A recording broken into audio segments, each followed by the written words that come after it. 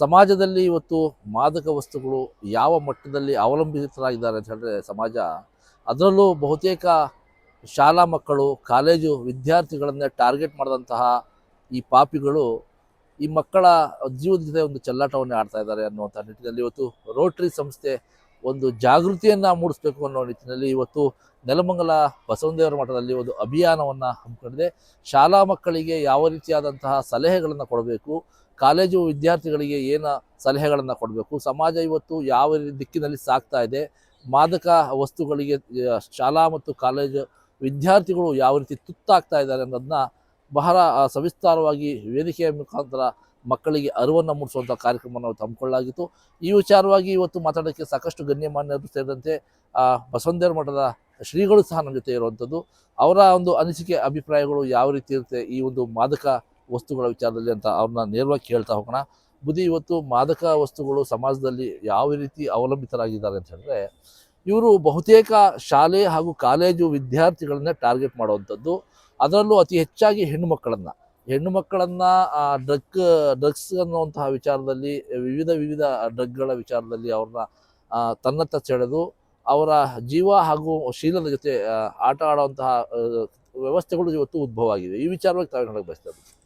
ಪ್ರತಿ ವರ್ಷವೂ ಕೂಡ ನಮಗೆ ಗೊತ್ತಿರ್ತಕ್ಕಂಥದ್ದು ಡಿಸೆಂಬರ್ ಬಂತು ಅಂತಂತಂದರೆ ಡ್ರಗ್ಸ್ ಅಭಿಯಾನ ಮಾಸ ಅಂತಕ್ಕಂಥದ್ದು ರಾಜ್ಯಾದ್ಯಂತ ದೇಶಾದ್ಯಂತ ನಡೀತಾ ಇರ್ತಕ್ಕಂಥದ್ದು ನಿಮಗೆಲ್ಲ ತಿಳಿದಿರ್ತಕ್ಕಂಥದ್ದು.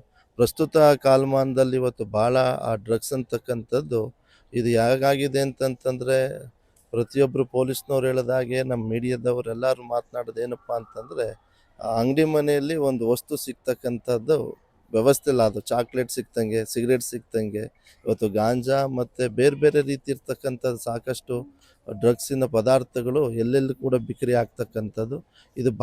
ಇದು ಸಮಾಜದ ಸ್ವಾಸ್ಥ್ಯ ಮತ್ತು ಮಕ್ಕಳ ಸ್ವಾಸ್ಥ್ಯವನ್ನು ಕಳೀತಾ ಇರ್ತಕ್ಕಂಥದ್ದಾಗಿರೋದ್ರಿಂದ ಪ್ರತಿಯೊಬ್ಬ ನಾಗರಿಕನ ಜವಾಬ್ದಾರಿ ಆಗಿರೋದ್ರ ಜೊತೆಗೆ ನಮ್ಮ ಪೊಲೀಸ್ ಇಲಾಖೆಯೂ ಕೂಡ ಇದ್ರ ಕಡೆ ಸಾಕಷ್ಟು ಕ್ರಮವಹಿಸಿ ಅವರೆಲ್ಲ ಪ್ರತಿ ವರ್ಷವೂ ಕೂಡ ಡಿಸೆಂಬರ್ ಬಂತು ಅಂತಂತಂದರೆ ಡ್ರಗ್ಸ್ ಮಾಸ ಅಭಿಯಾನ ಮಾಡ್ತಾರೆ.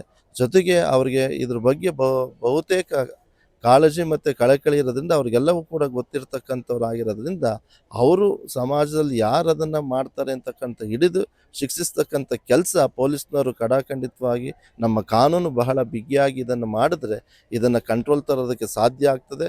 ಎಲ್ಲ ಸಂಘ ಸಂಸ್ಥೆಗಳು, ರೋಟರಿ ಸಂಸ್ಥೆ ಆಗಿರ್ಬೋದು, ನೆಲಮಂಗಲದಲ್ಲಿರ್ತಕ್ಕಂಥ ಲಯನ್ಸ್ ಸಂಸ್ಥೆ ಆಗಿರ್ಬೋದು, ಸಣ್ಣ ಪುಟ್ಟ ಎಲ್ಲ ಸಂಘಟನೆಗಳು ಕೂಡ ಇದ್ರ ಬಗ್ಗೆ ಅರಿವು ಮೂಡಿಸ್ತಕ್ಕಂಥ ಕೆಲಸ ಆಗ್ತದೆ. ಜೊತೆಗೆ ಯಾರು ಆ ದಂಧೆಯಲ್ಲಿ ಕಾನೂನಿನ ವಿರುದ್ಧವಾಗಿ ಷಡ್ಯಂತ್ರ ಮಾಡ್ತಾ ಇರ್ತಕ್ಕಂಥವ್ರನ್ನ ನಮ್ಮ ಇಲಾಖೆಯವರು ಹಿಡಿದು ಶಿಕ್ಷಿಸ್ತಕ್ಕಂಥ ಕೆಲಸ ಮಾಡಿದ್ರೆ ಇದಕ್ಕೆ ಅಂತ್ಯ ಅಂತಕ್ಕಂಥದ್ದು ಆಗ್ತದೆ. ನೀವು ಎಷ್ಟೇ ಕೂಗಾಡಿ ಕಿರ್ಚಾಡಿ ಎಷ್ಟೇ ಅಭಿಯಾನ ಮಾಡಿ ಏನೇ ಮಾಡಿದ್ರೂ ಕೂಡ ಇದನ್ನು ನಾವು ಅಂತ್ಯ ಮಾಡೋದಕ್ಕೆ ಸಾಧ್ಯ ಆಗಲ್ಲ. ನಮ್ಮ ಪೊಲೀಸ್ ಇಲಾಖೆಗೆ ಜಾಸ್ತಿ ಇದರ ಜವಾಬ್ದಾರಿ ಮತ್ತು ಕಾಳಜಿ ಇರೋದ್ರೆ ಅವ್ರು ಎಚ್ಚೆತ್ಕೊಂಡ್ರೆ ಮಾತ್ರ ಸಮಾಜದ ಸ್ವಾಸ್ಥ್ಯವನ್ನು ತಡೆ ಹಿಡಿಯೋಕ್ಕೆ, ಸ್ವಾಸ್ಥ್ಯವನ್ನು ಕಾಪಾಡೋದಕ್ಕೆ ಕಾರಣ ಆಗ್ತದೆ ಅಂತಕ್ಕಂಥದ್ದು ಈ ಸಂದರ್ಭದಲ್ಲಿ ಹೇಳೋದಕ್ಕೆ ಬೇಸರ ಆಗ್ತದೆ. ನಮ್ಮ ಪೊಲೀಸ್ನವ್ರು ಜಾಗೃತರಾಗಲಿ ಅಂತಕ್ಕಂಥದ್ದು ಈ ಸಂದೇಶವನ್ನು ಸಮಾಜಕ್ಕೆ ತಿಳಿಸ್ತಕ್ಕಂಥದ್ದಾಗ್ತದೆ. ಬುದ್ಧಿ, ಈಗ ಪೊಲೀಸ್ ಇಲಾಖೆಯ ಜವಾಬ್ದಾರಿ ಕೂಡ ಆಗಿರೋದಿಲ್ಲ. ಯಾಕಂತ ಹೇಳಿದ್ರೆ ಸಾಕಷ್ಟು ದ್ರವ್ಯ ವಸ್ತುಗಳು ಅಂದರೆ ಡ್ರಗ್ಸ್ಗೆ ಸಂಬಂಧಪಟ್ಟಂಥವು ಮೆಡಿಕಲ್ ಸ್ಟೋರ್ಗಳಲ್ಲೂ ಸಹ ಸಿಗುವಂಥದ್ದು. ಯಾವುದೇ ರೀತಿಯಾದ ಪ್ರಿಸ್ಕ್ರಿಪ್ಷನ್ಸ್ ಇಲ್ಲದೆ ಮೆಡಿಕಲ್ಗಳಲ್ಲಿ ಟಾನಿಕ್ ಆಗಿರಬಹುದು, ಬಹಳ ದೊಡ್ಡ ಮಟ್ಟದ ಕಾಯಿಲೆಗಳಿಗೆ ಕೊಡುವಂತಹ ಮಾತ್ರೆಗಳಾಗಿರಬಹುದು, ಅದನ್ನೆಲ್ಲ ಬೇರೆ ರೀತಿಯಲ್ಲಿ ಬಳಸುವಂತಹ ಕೆಲವೊಂದು ಚಟುವಟಿಕೆಗಳು ಪ್ರಾರಂಭ ಆಗಿದೆ. ಈ ಕಾಲೇಜು ಶಾಲಾ ಮಕ್ಕಳಿಗೆ ಏಜ್ಗೆ ಬರದೇ ಇರುವಂತಹ ಮಕ್ಕಳಿಗೆ ಗುಟ್ಕಾಗಳನ್ನು ಕೊಡುವಂಥದ್ದು, ಸಿಗರೇಟ್ಗಳನ್ನು ಕೊಡುವಂಥದ್ದು, ಸಾರ್ವಜನಿಕ ವಲಯಗಳಲ್ಲಿ ಆ ಮಕ್ಕಳು ಅದನ್ನು ಬಹಿರಂಗವಾಗಿ ಇವತ್ತು ರಾಜಾರೋಷವಾಗಿ ಬಳಸ್ತಾ ಇರುವಂಥದ್ದು, ಇದನ್ನೆಲ್ಲ ಸಾರ್ವಜನಿಕರು ಪೊಲೀಸ್ ಇಲಾಖೆಯನ್ನು ಹೊರತುಪಡಿಸಿ ವೈದ್ಯರು ಕೂಡ ಇದನ್ನು ಗಮನಕ್ಕೆ ತಗೋಬೇಕು. ಹಾಗೆ ಏನು ಮೆಡಿಕಲ್ ಶಾಪ್ಗಳಲ್ಲಿ ಯಾವುದೇ ಪ್ರಿಸ್ಕ್ರಿಪ್ಷನ್ಸ್ ಇಲ್ಲದೆ ಔಷಧಿಗಳನ್ನ ಕೊಡುವಂಥದ್ದು ಕೆಲವೊಂದು ಇದೆ. ಅದನ್ನು ನಾವು ಇಲ್ಲಿ ಬಹಿರಂಗ ಮಾತಾಡೋಕ್ಕಾಗಲ್ಲ, ನಾವೇ ಅವ್ರಿಗೆ ಕ್ಲೂ ಕೊಟ್ಟಂಗೆ ಆಗುತ್ತೆ. ಸೊ ಹಾಗಾಗಿ ಬೇಡ. ಸೊ ಇಂತಹ ವಿಚಾರಗಳಲ್ಲಿ ಮೆಡಿಕಲ್ ಶಾಪ್ಗಳಾಗಿರ್ಬೋದು ಅಥವಾ ವೈದ್ಯರಿಗಾಗಿರ್ಬೋದು ಏನು ಸಲಹೆ ಕೊಡಬಯಸ್ತೀವಿ? ನಾನು ಆ ವೈದ್ಯ ಇಲಾಖೆಯವ್ರಿಗೂ ಕೂಡ ಅವ್ರದ್ದೇ ಆದಂಥ ಸಂಘಟನೆಗಳಿರೋದ್ರಿಂದ ಅವರೆಲ್ಲ ಸಂಬಂಧಪಟ್ಟಂಥ ಮೆಡಿಕಲ್ ಸ್ಟೋರ್ಗೆ ಮತ್ತು ಮೆಡಿಕಲ್ ಸ್ಟೋರ್ ಅಸೋಸಿಯೇಷನ್ ಕೂಡ ನೆಲಮಂಗಲದ ಇರೋದ್ರಿಂದ ಅವ್ರು ಇದ್ರ ಬಗ್ಗೆ ಕುಂತು ಕಾಳಜಿ ವಹಿಸಿದ್ರೆ ಅದು ಸಾರ್ಥಕ ಆಗ್ತದೆ. ನಾನು ಯಾಕೆ ಪೊಲೀಸ್ನವರು ಅಂತಕ್ಕಂಥದ್ದು ಒತ್ತು ಹೇಳಿದೆ ಅಂತಂತಂದರೆ, ಇವತ್ತು ಯಾರೋ ಒಬ್ಬರು ಸಾಮಾನ್ಯದವನು ಒಬ್ಬರು ಡ್ರಗ್ಸ್ ಬಗ್ಗೆ ಮಾತಾಡ್ತಕ್ಕಂಥವ್ನು ಏನನ್ನ ತಡೆಯೋಕ್ಕೆ ಅಂತ ಹೋದಾಗ ಅವ್ರನ್ನ ಟಾರ್ಗೆಟ್ ಮಾಡಿ ಆ ದಂಧೆಕೋರರು ಅವನಿಗೆ ಮಾರಕವಾಗಿರ್ತಕ್ಕಂಥ ಹಲ್ಲೆ ಮಾಡ್ತಕ್ಕಂಥ ನೀವು ಸಾಮಾಜಿಕ ಜಾಲತಾಣದಲ್ಲಿ ಸಾಕಷ್ಟು ನಾವು ನೋಡಿರ್ತಕ್ಕಂಥ ದೃಷ್ಟಿಯಿಂದ ಅವರನ್ನು ಹೊರತುಪಡಿಸಿ ಪೊಲೀಸ್ನವ್ರಿಗೆ ಸಂಬಂಧಪಟ್ಟಂಥವ್ರು ಯಾರು ಅಂತ ಗೊತ್ತಾದಾಗ ಅವರು ಹೋಗಿ ಅವ್ರನ್ನ ಹಿಡಿದಾಗ ಶಿಕ್ಷೆ ಮಾಡಿದಾಗ ಆ ಅಭಿಯಾನಕ್ಕೆ ತೊಡಗಿಸ್ಕೊಂಡಿರ್ತಕ್ಕಂಥ ಜೀವ ಮತ್ತು ಅವರ ಬದುಕನ್ನು ಹಸನ ಆಗ್ತದೆ ಅಂತ ದೃಷ್ಟಿಯಿಂದ ಹೇಳ್ತಾ ಇದ್ದೀನಿ ಹೊರತು ಪೊಲೀಸ್ನವರೇ ಕಾರಣ ಅಂತಲ್ಲ. ಈಗ ಸಾಮಾನ್ಯದವ್ರು ಯಾರೋ ಒಬ್ಬರು ನಾವೇ ಹೇಳಿದ್ವಿ, ನಾವು ಮಠದ ಮುಂದೆ ಸಾಕಷ್ಟು ಸಿಗರೇಟ್ ಸೇರ್ತಕ್ಕಂಥ ವಿದ್ಯಾರ್ಥಿಗಳು ಬರೀ ಯುವಕರು ಜಾಸ್ತಿ ಆಗವ್ರೆ. ಇದು ಅವೇರ್ನೆಸ್ ಮಾಡಬೇಕು ಅಂತಕ್ಕಂಥದ್ದು ನಮ್ಮ ಕಾಲೇಜಿಂದ ಲೆಟ್ರನ್ನು ಕೊಟ್ವಿ ನಾವು. ಅವ್ರು ಪೊಲೀಸ್ನವ್ರು ಬೀಟ್ ಬರೋಕ್ಕೆ ಶುರು ಮಾಡಿದ್ರು, ಅದು ಕಮ್ಮಿ ಆಯಿತು. ಈಗ ಸಾಮಾನ್ಯದವನು ಒಬ್ಬನೇ ಯಾರೋ ಮಾಡೋಕ್ಕೆ ಹೋಗ್ತೀವಿ ಅಂತಂತಂದ್ರೆ ತಡೆಯೋದಕ್ಕೆ ಸಾಧ್ಯ ಆಗಲ್ಲ. ಪೊಲೀಸ್ ಅಂತಂದರೆ ಜಾಗೃತಿ ಮತ್ತು ಭಯ ಮತ್ತು ಕಾಳಜಿ ಇರ್ತಕ್ಕಂಥದ್ದು ಆಗ್ತದೆ ಅಂತ ದೃಷ್ಟಿಯಿಂದನೇ ಹೊರತು ಪೊಲೀಸ್ನವರು ಅಂತಕ್ಕಂಥದ್ದು ನಾನು ಹೇಳ್ತಾ ಇಲ್ಲ. ಸೊ ಇದಿಷ್ಟು ಶ್ರೀಗಳ ಮಾತಾಗಿತ್ತು. ಮತ್ತೊಬ್ಬರು ನೆಲಮಂಗಲದ ರೋಟರಿ ಸಂಸ್ಥೆಯ ಅಧ್ಯಕ್ಷರು ಸಹ ನಮ್ಮ ಜೊತೆ ಇರುವಂಥದ್ದು. ಅವರು ಈ ಒಂದು ಅಧ್ಯಕ್ಷತೆಯಲ್ಲಿ ಒಂದು ಕಾರ್ಯಕ್ರಮವನ್ನು ನೆರವೇರಿಸ್ಕೊಟ್ಟಿದ್ದಾರೆ. ಅವರ ಏನು ಮೈಂಡ್ ಸೆಟ್ ಇದೆ ಈ ಒಂದು ಕಾರ್ಯಕ್ರಮದ ವಿಚಾರವಾಗಿ ನನ್ನ ಕೇಳೋಣ. ಸರ್, ಈ ಒಂದು ಅಭಿಯಾನವನ್ನು ಮಾಡಿದ್ದೀರಾ, ಈ ಹಿಂದೆ ಕೂಡ ಮಾಡಿದ್ವಿ. ಶಾಲಾ ಮಕ್ಕಳಿಗೆ ಯಥೇಚ್ಛಾಗಿ ಕಾಲೇಜು ಮಕ್ಕಳಿಗೆ ವಿದ್ಯಾರ್ಥಿಗಳಿಗೆ ಒಂದು ಅವೇರ್ನೆಸ್ ಕಾರ್ಯಕ್ರಮವನ್ನು ತಾವು ಮೂಡಿಸ್ತಾ ಬಂದಿದ್ದೀರಾ, ಜಾಗೃತಿ ಮೂಡಿಸ್ತಾ ಬಂದಿದ್ದೀರಾ.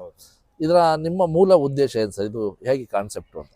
ಈಗ ಕರ್ನಾಟಕ ಡ್ರಗ್ ಮುಕ್ತ ಕರ್ನಾಟಕ ಅಥವಾ ನಶೆ ಮುಕ್ತ ಕರ್ನಾಟಕ ಅಂತ ಹೇಳ್ಬಿಟ್ಟು ಒಂದು ಪರಿವರ್ತನಾ ಟ್ರಸ್ಟ್ನವರು ಡಿಸೆಂಬರ್ 9ರಿಂದ 18 ಜಿಲ್ಲೆಯಾದ್ಯಂತ ಈಗ ನಮ್ಮ ಗ್ರಾಮಾಂತರ ಜಿಲ್ಲೆಗೆ ಬಂದಿದೆ. ನಮ್ಮ ರೋಟರಿ ಸಂಸ್ಥೆಗೆ ಒಂದು ಅವೇರ್ನೆಸ್ ಮಾಡಬೇಕು ಅಂತ ಹೇಳ್ಬಿಟ್ಟು ಈ ಹಿಂದೆನೇ ತಮ್ಮ ಚಾನಲ್ ಮೂಲಕ ನೀವೇ ಮನವಿ ಮಾಡಿದ್ರ. ಅದನ್ನು ನಮ್ಮ ಪರಿವರ್ತನಾ ಟ್ರಸ್ಟ್ ಹಾಗೂ ರೋಟರಿ ಸಂಸ್ಥೆ ಹಾಗೂ ಇನ್ನರ್ ವೀಲ್ ಕ್ಲಬ್ಬು ಹಾಗೂ ನಮ್ಮ ರೋಟರಿ ಅರುಣೋದಯ ಅಂತ ಹೊಸ ಸಂಸ್ಥೆ ಇದೆ, ಅದ್ರ ಮುಖಾಂತರ ನಮ್ಮ ಬಸವಣ್ಣ ದೇವರ ಮಠದ ಶ್ರೀಗಳನ್ನ ಭೇಟಿ ಮಾಡಿದಾಗ ಇದು ಒಳ್ಳೆಯ ಕಾರ್ಯಕ್ರಮ, ದಯವಿಟ್ಟು ಮಾಡಿ ಅಂತ ಹೇಳ್ಬಿಟ್ಟು ಅದನ್ನು ಹೇಳಿದ್ದಾರೆ. ಹಾಗಾಗಿ ಎಲ್ಲ ಮಕ್ಕಳುಗಳು ಏಯ್ತ್ ಸ್ಟ್ಯಾಂಡರ್ಡಿಂದ ಅಪ್ ಟು ಡಿಗ್ರಿ ಕಾಲೇಜ್ ಮಕ್ಳಿಗೂ ಸಹ ಇದೊಂದು ಅವೇರ್ನೆಸ್ ಮಾಡಿದ್ರೆ, ಯಾಕೆಂದರೆ ನಮ್ಮ ಯೂತೇ ಅದನ್ನು ಡ್ರಗ್ಸ್ ಮಾಫಿಯಾಗಿ ಬಲಿ ಆಗಿಬಿಟ್ರೆ ಮತ್ತು ನಮ್ಮ ದೇಶ ಅಭಿವೃದ್ಧಿ ಸಾಧ್ಯ ಇಲ್ಲ. ಹಾಗಾಗಿ ನಮ್ಮ ಯೂತ್ಸ್ ಏನಿದೆ ಆ ಮಕ್ಕಳುಗಳು ಡ್ರಗ್ ಮುಕ್ತ ಆಗಬೇಕು ಅಂತ ನಮ್ಮ ರೋಟರಿ ಸಂಸ್ಥೆ ಅಭಿಯಾನ ಕೈಗೊಂಡಿದ್ದೀವಿ. ಸರ್, ಈಗ ಕಳೆದ ಬಾರಿ ಒಂದು ಕಾರ್ಯಕ್ರಮ ಮಾಡಿದಂಥ ಸಂದರ್ಭದಲ್ಲಿ ನಾನು ನಿಮಗೆ ಪರ್ಸ್ನಲ್ಲೇ ಒಂದು ರಿಕ್ವೆಸ್ಟನ್ನು ಮಾಡಿದ್ದೆ. ತಾವು ಅಭಿಯಾನಗಳ ಮುಖಾಂತರ ಜಾಗೃತಿ ಮೂಡಿಸೋದ್ರ ಜೊತೆಯಲ್ಲಿ ನಿಮ್ಮ ಸಂಸ್ಥೆಯಿಂದ ಸಂಬಂಧಪಟ್ಟ ಇಲಾಖೆ ಅಥವಾ ಇಲಾಖಾ ಅಧಿಕಾರಿಗಳ ಗಮನ ಸೆಳೆದು ಲಿಖಿತ ರೂಪದಲ್ಲಿ ದೂರುಗಳನ್ನು ಕೊಡುವಂಥದ್ದು. ಯಾಕಂದರೆ ಇವತ್ತು ಸಾಕಷ್ಟು ವಿದ್ಯಾರ್ಥಿಗಳಿಗೆ ವಯಸ್ಸಿಗೆ 18 ವರ್ಷ ಆಗದೇ ಇರುವಂತಹ ವಿದ್ಯಾರ್ಥಿಗಳಿಗೆ ಈಸಿಯಾಗಿ ಸಿಗ್ತಾ ಇದೆ ಈ ಸಿಗರೇಟ್ಗಳಾಗಿರ್ಬೋದು, ಗುಟ್ಕಾ ಇಂಥವು. ಯಾಕಂದರೆ ಗುಟ್ಕಾ ಇದೆಲ್ಲ ಆಲ್ಮೋಸ್ಟ್ ಬ್ಯಾನ್ ಆಗಿದೆ ನಮ್ಮಲ್ಲಿ. ಮಸಾಲೆ ಪದಾರ್ಥಗಳು ಮಾಡಬಾರ್ದು ಅಂತ ನಿಬಂಧನೆಗಳಿದೆ. ಆದರೂ ಸಹ ಕೆಲವೊಂದು ಅಂಗಡಿಗಳಲ್ಲಿ ಬಹಿರಂಗವಾಗಿ ಅದನ್ನು ಮಾರಾಟ ಮಾಡ್ತಾ ಇದ್ದಾರೆ, ವಯೋಮಿತಿಗೂ ಮೀರಿ. ವಯಸ್ಸಲ್ಲಿ ಈ ವಿಚಾರವಾಗಿ ದೂರನ್ನ ದಾಖಲಿಸ್ತೀವಿ ಅಂತ ತಾವು ಸಂಸ್ಥೆಯಿಂದ ಹೇಳಿದ್ರಿ. ಏನಾದರೂ ಅಂತ ಕಾರ್ಯ ಆಗಿದೆಯಾ ಅಂತ? ಇಲ್ಲ, ಅದು ಏನಾಗಿದೆ ಅಂದರೆ ಅದಕ್ಕೆ ಅಂತಲೇ ಸರ್ಕಾರ ಪೊಲೀಸ್ ಡಿಪಾರ್ಟ್ಮೆಂಟ್ ಇದೆ. ಹಾಗಾಗಿ ಅವ್ರನ್ನ ಪತ್ತೆ ಹಚ್ಚಿ ಅವ್ರನ್ನ ಅವಾಯ್ಡ್ ಮಾಡೋವಂಥ ಕೆಲಸ ನಮ್ಮ ಪೊಲೀಸ್ ಡಿಪಾರ್ಟ್ಮೆಂಟ್ ಮಾಡ್ತಾ ಇದೆ. ನಾವು ಬೇಕಾದರೆ ಅದು ವಿಚಾರ ನಮಗೆ ಗೊತ್ತಾದರೆ ನಾವು ಮನವಿ ಸಲ್ಲಿಸ್ತಾ ಇದ್ದೀವಿ. ಸೊ ವೀಕ್ಷಕರೇ, ಸಾಕಷ್ಟು ವಿಚಾರಗಳನ್ನು ಇವತ್ತು ಡ್ರಗ್ಸ್ನ ವಿಚಾರವಾಗಿ ನಾವು ಚರ್ಚೆಯನ್ನು ಮಾಡ್ತಾ ಬಂದ್ವಿ. ಅದರಲ್ಲಿ ಬಹಳ ಪ್ರಮುಖವಾಗಿ ಗಮನಿಸಬೇಕಾದಂಥ ವಿಚಾರ, ಬಸವಣ್ಣ ದೇವರ ಮಠದ ಶ್ರೀಗಳು ಹೇಳಿರೋ ಪ್ರಕಾರ ಈ ಹಿಂದೆ ಸಹ ನಮ್ಮ ಮಠದ ಮುಂಭಾಗದಲ್ಲಿ ಅಥವಾ ಅಕ್ಕಪಕ್ಕದ ಆಸುಪಾಸಿನ ಜಾಗಗಳಲ್ಲಿ ವಿದ್ಯಾರ್ಥಿಗಳು ಹಾಗೆ ವಾಲಂಟಿಯರ್ಸ್ಗಳು ಬಂದು ಇಲ್ಲಿ ನಶೆಯನ್ನು ಮಾಡುವಂಥದ್ದು, ಸಿಗರೇಟ್ ಸೇವನೆ ಮಾಡುವಂಥದ್ದು, ಗುಟ್ಕಾಗಳನ್ನು ಬಳಸುವಂಥದ್ದು ಇವೆಲ್ಲ ಆಗ್ತಾಯಿದೆ ಅಂತ ಪೊಲೀಸ್ ಇಲಾಖೆಗೆ ದೂರನ್ನು ಕೊಟ್ಟರೂ ಸಹ ಪೊಲೀಸ್ ಇಲಾಖೆ ಯಾವುದೇ ರೀತಿಯಾದ ಶಿಸ್ತು ಕ್ರಮಕ್ಕೆ ಮುಂದಾಗೋದಿಲ್ಲ.